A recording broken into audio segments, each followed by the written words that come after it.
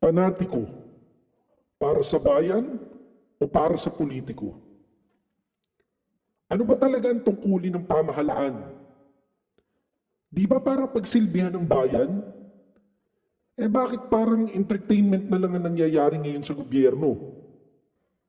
Paalala lang sa atin ha, hindi ang bangayan ng mga politiko ang issue. Ang issue ay ang nawawalang pondo ng bayan. Pondo na dinadala lang sa kalayawan, sugal, gasto sa abroad, at barangyang pamumuhay. Huwag tayong pumayag na malihis ang usapin. Hindi ito usapin kung sino ang dapat nating suportahang politiko.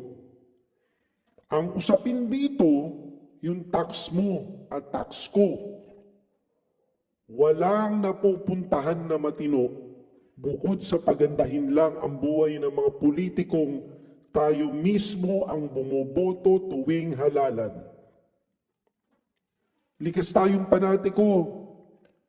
Tama o mali man ito bilang bahagi ng ating kultura, hindi ko nababalangkasin yun. Di sige, maging panatiko ka, pero utang na loob, huwag naman sa politiko. Maging panatiko ka para sa bayan mo. Maging panatiko ka para sa kapwa mo Pilipino. Pag politiko mo ang inaaway, ang bilis ng depensa mo. Kulang na lang yakapin mo yung politiko para ikaw na lang ang tumanggap ng lahat ng atake sa kanya. Pero pag yung kapwa mo ang nalulubog sa baha, nawawalan ng kabuhayan, namamatay sa ospital dahil walang pambayad, walang makain, wala kang pakialam.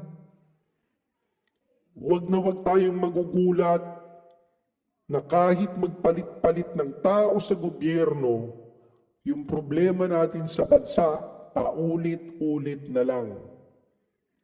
Mananatili tayong watak-watak kung ang pagiging panatiko natin ay sa mga politiko at hindi para sa bayan.